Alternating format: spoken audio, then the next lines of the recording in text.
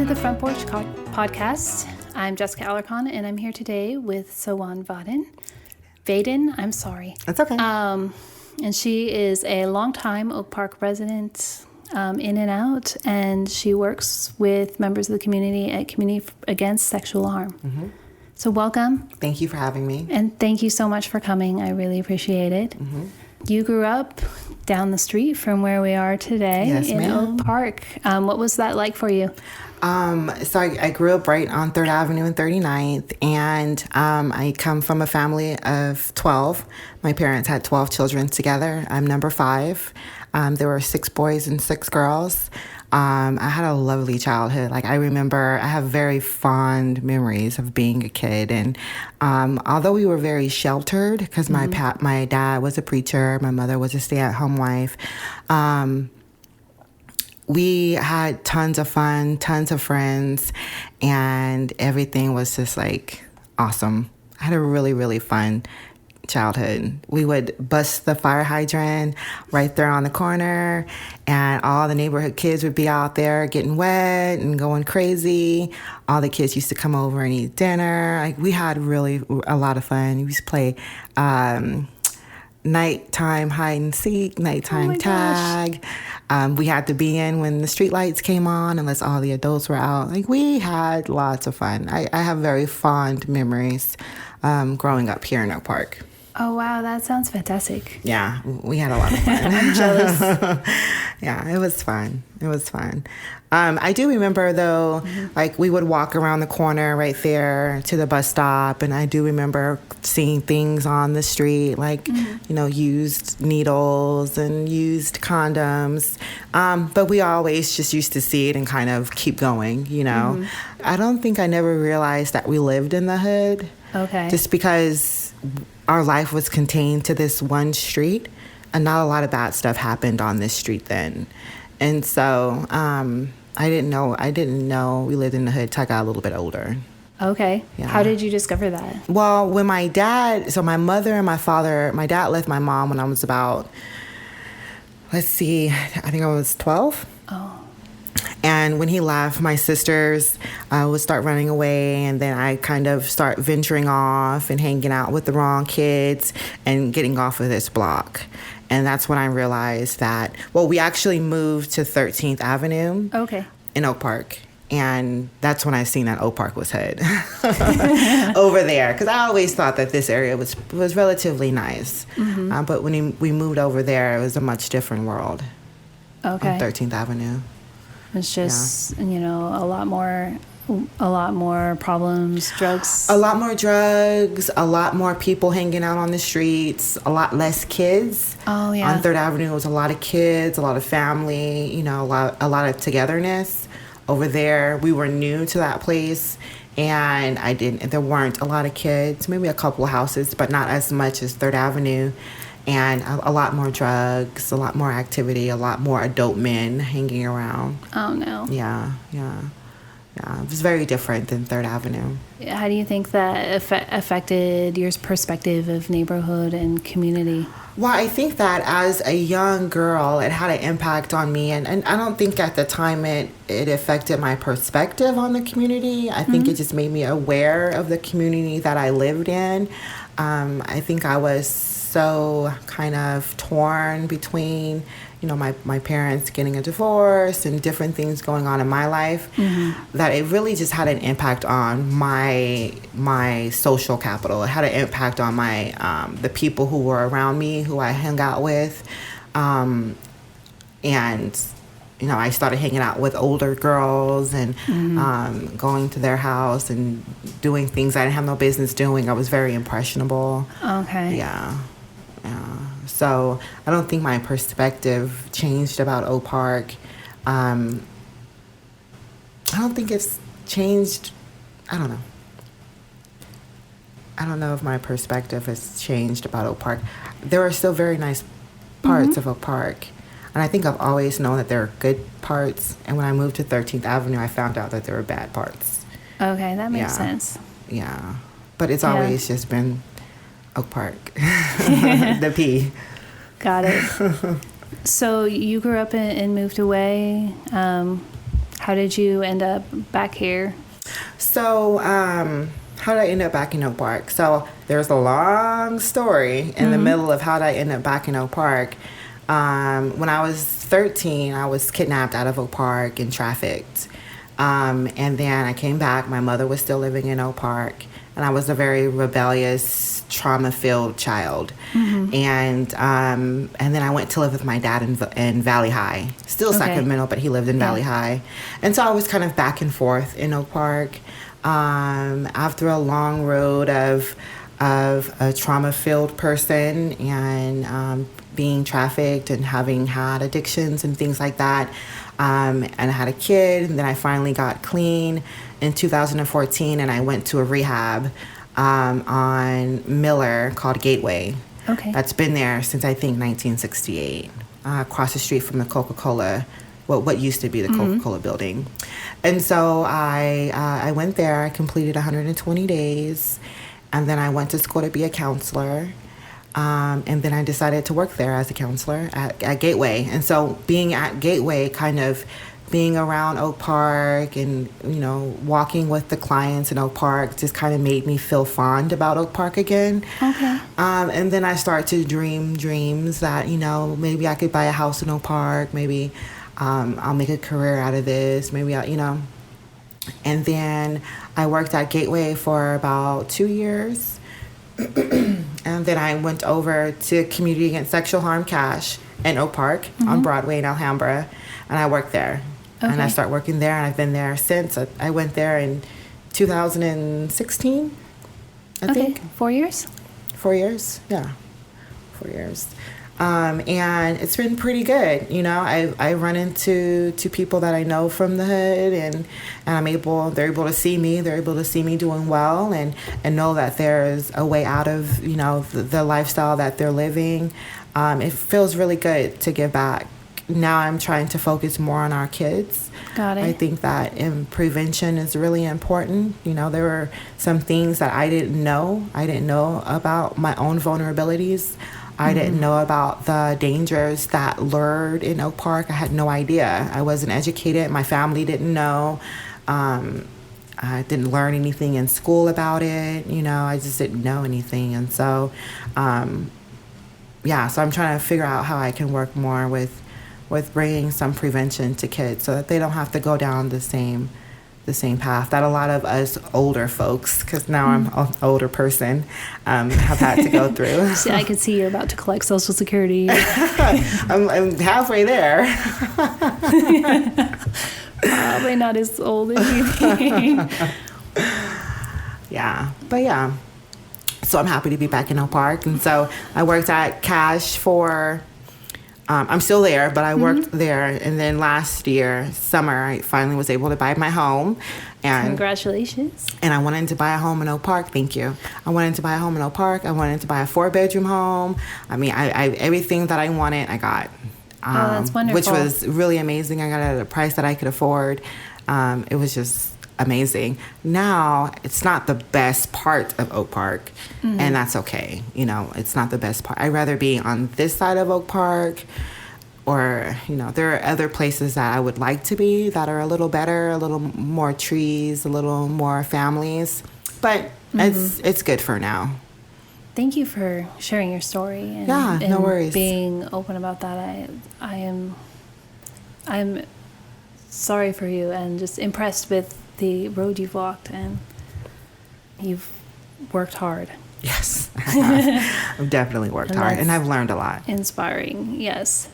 So, you've been in community against sexual harm for a long time. What services what is it that you do? What are your services? Okay, so at Cash, we are a drop-in center for women who have been involved in commercial sexual exploitation. So women who have ever had to sell themselves, whether it's for money or for a place to stay or for drugs, or if they were trafficked like I was, right? And someone snatched me up and made me do things. And so we're there for anyone who has had that. We have a drop-in center that the women can come to. They can eat, they can rest, they can talk to a peer mentor if they need to.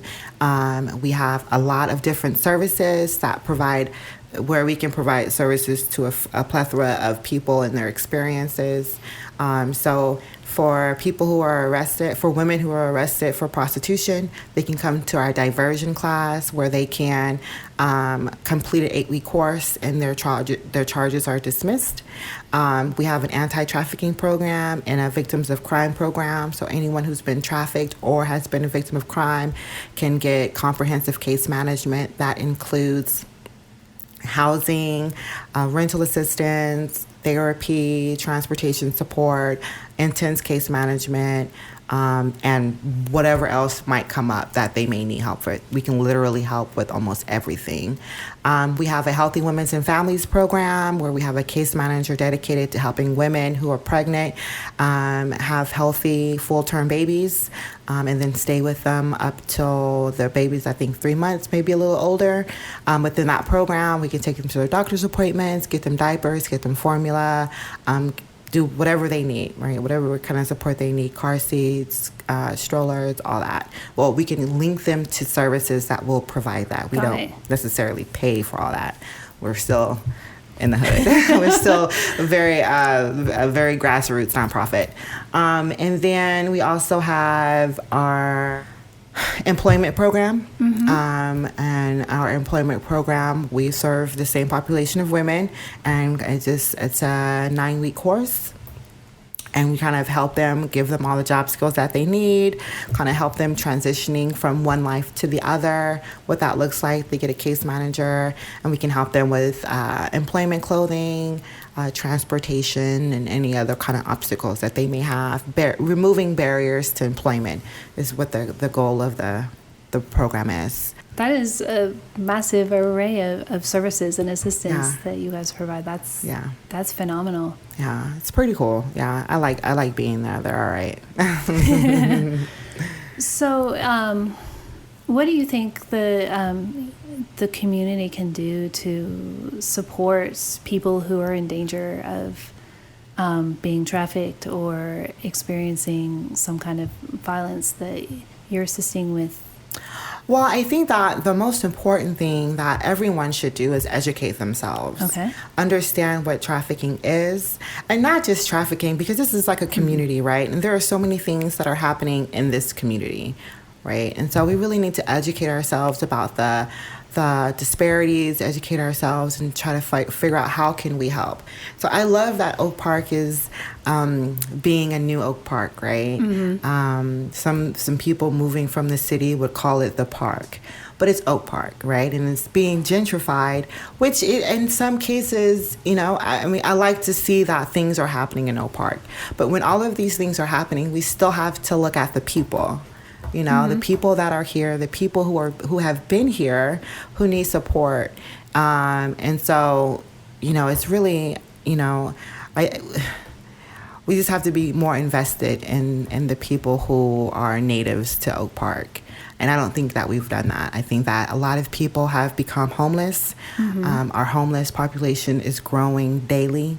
And there aren't any there isn't any practical assistance for them. People say we have all these things going on and there's all this money and there's homeless assistance and all this, but what about keeping the people in their homes? What about supporting their families and figuring how to build their social capital? How to remove the barriers in their lives so that their children can be successful? I think we have to start pouring into families while they're housed, giving them the education that they need and the support they need, and the education, like real education, getting them into college, not just teaching them about the community that they're in, but what do you want to be? What do you want to do? We invest millions of dollars into databases. Like, we need to start devoting money into people so that we can all live happily in Oak Park and not just the people who are rich, So that's just my little rant. No, I appreciate it. I'm like now trying to remember the list of questions I came up with while you were saying that. So, obviously, I agree with you that education in the more formal academic sense, what other kinds of education do you think that people need in the community beyond what you get Well, I think that at a decent school? Well, what you get at a decent school, right? I mean, I don't know how to compare the two, because I was always in public schools and things like that, and so whatever people get in decent schools they should also get in public schools.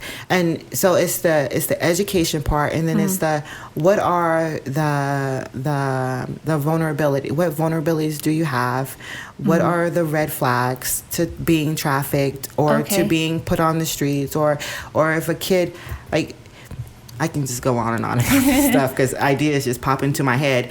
But so for the boys in Oak Park, right? So many of them are not successful because of their environment. So how do we go into their environment and give them the tools that they need to not make the wrong choice? Okay. Right? So these boys are out. I mean, we just had multiple killings last month.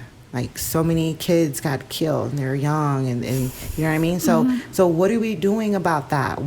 We can't just keep on living our lives and acting like, oh, Oak Park is so great, when these kids are killing each other. Now, how do we help them? I don't have the answer. Okay. I don't know how we help them, but I think that it starts with asking them what they need. It starts with having a conversation. It starts with saying, if what do you need in place to make a better choice? Okay. What are you making these choices for? Are you doing it for money? Well, what skills do you have? Oh, you don't have any skills? What skills would you like? When you were a little boy, what did you say you wanted to be when you grew up? Like, asking them meaningful questions that are focused on them, right? And then utilizing resources to help them reach their goals, even if it's small. I mean, I'm so happy that my brothers aren't in Oak Park. Because they were gang banging, and then they had so many things going on, and then Oak Park and Citrus Heights or North Highlands or whatever other set there is, they're just fighting with each other, and no one's really intervening. There's no one in the middle to say stop but the police. And what happens when the police get involved? It's too late. It's too late. It's too late, all because they've made a wrong choice, all because they've made a bad decision, and no one was there. Their parents aren't doing it because their parents don't have the education or the ability to do it either.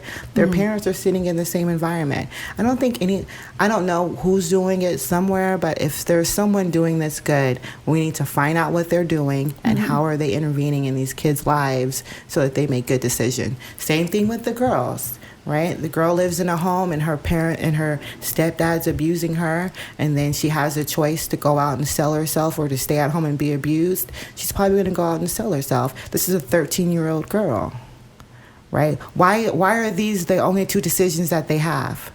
Why does she only have a decision to either sell herself or go be abused by her dad? All the while she's in school, and there are people around her, there are adults around her who see her and interact with her every day, yet she doesn't have any other options, right? So I just think that we have to be more aware. We have to be educated about the things that are going on in the community, and we have to bring education into the community so that they can learn and thrive. Got it. Well, I think I heard you say a lot of things that sound like solutions to me. It's about allowing people who, for whatever reason, aren't seen, be seen and heard, providing alternative visions of what they could do with themselves or their life could be, whether that's through mentoring or, helping children develop hobbies or things that they're interested in that, they could either build into a career or just kind of start getting them along the lines of, I can do this thing and it's valuable, and helping them find value in what they do with their time besides, hanging out and following maybe poor examples of other children or slightly older people or whatever, giving them an alternative to that. And yeah, absolutely. There's a lot to creating that, but that's what I heard you say. That it sounds to me like something that kind of providing the support that you had when you did live in this on 3rd Avenue, and there were children and families and, basically positive engagement. Yeah. Positive things to do. Yeah. Because a decent, academic education is one thing, but there are a lot of things that aren't taught. Having been successful in not a fantastic school, but a decent school, there were a lot of things I didn't learn, but because I had a lot of positive support around me, that I didn't know how to manage my money or make decisions about what I wanted to do or be or whatever, there was still support from while I figured that out. Right. And that's the kind of support that we need to create as a community. Yeah. For the people who are not being successful here. Yeah.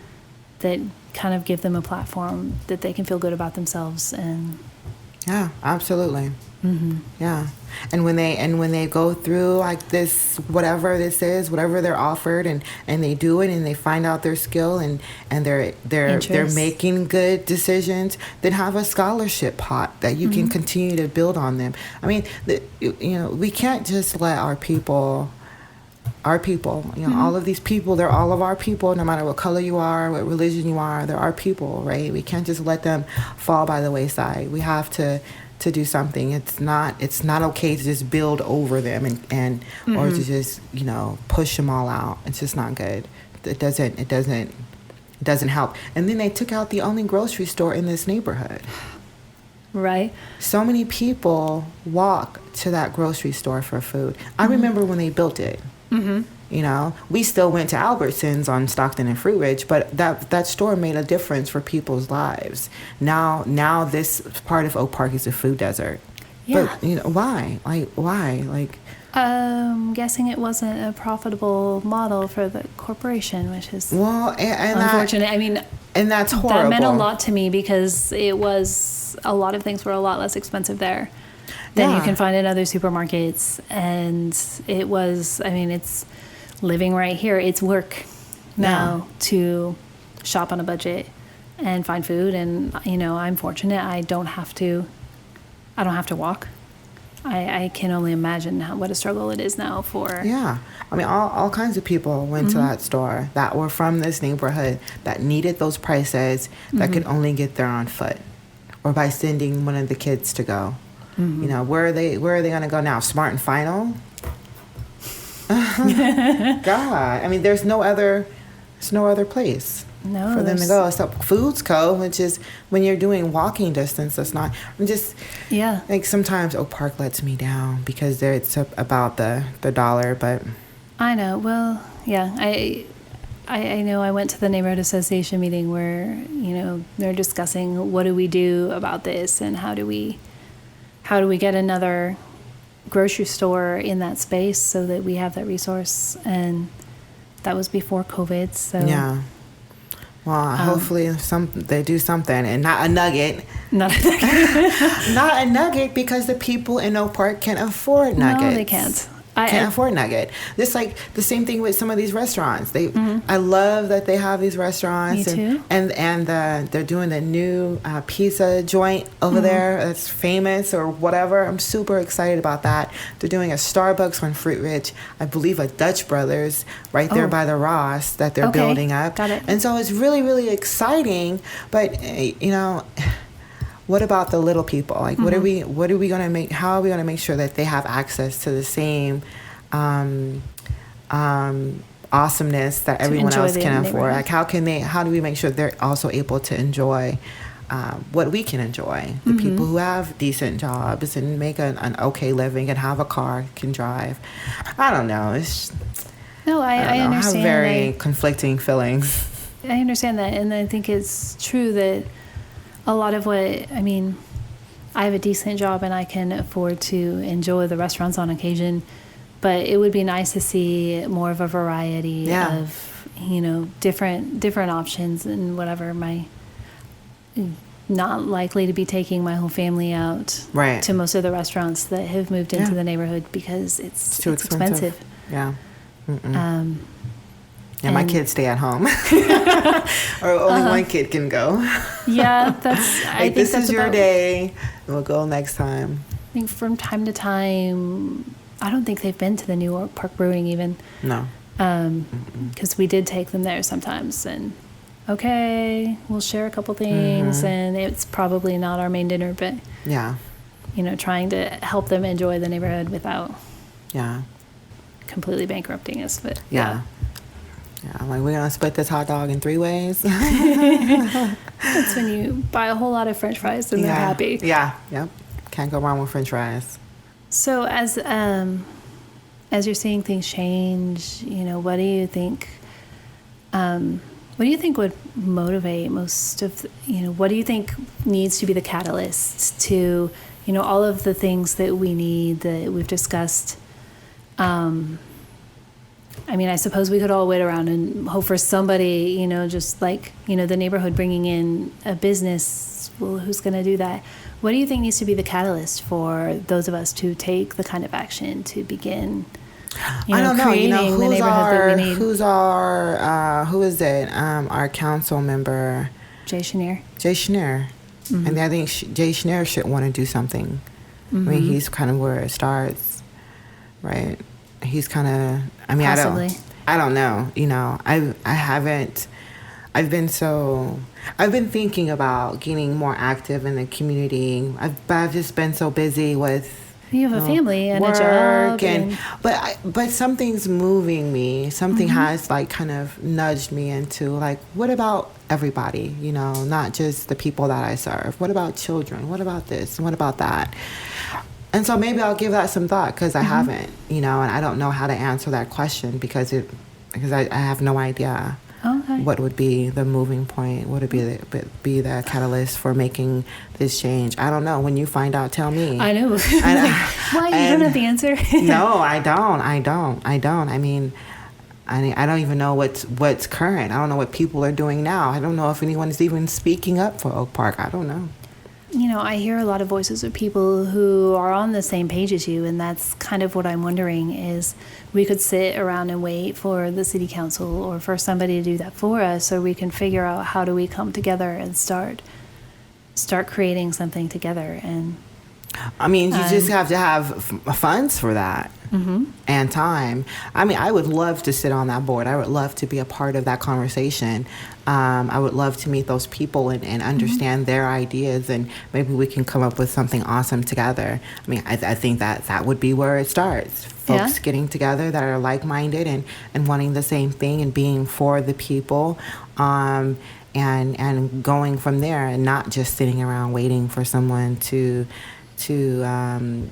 make the decisions, but making the decisions themselves.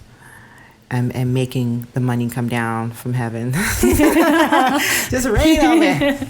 Yeah. Oh. Yeah. Well, thank you so much. We're out of time, and I've really enjoyed our conversation, and I appreciate your taking the afternoon. Yeah, thanks for having me. And I like your house. Oh, thank you. Yeah, definitely reminds me of an Oak Park home. So it's lovely. Thank you. You're welcome.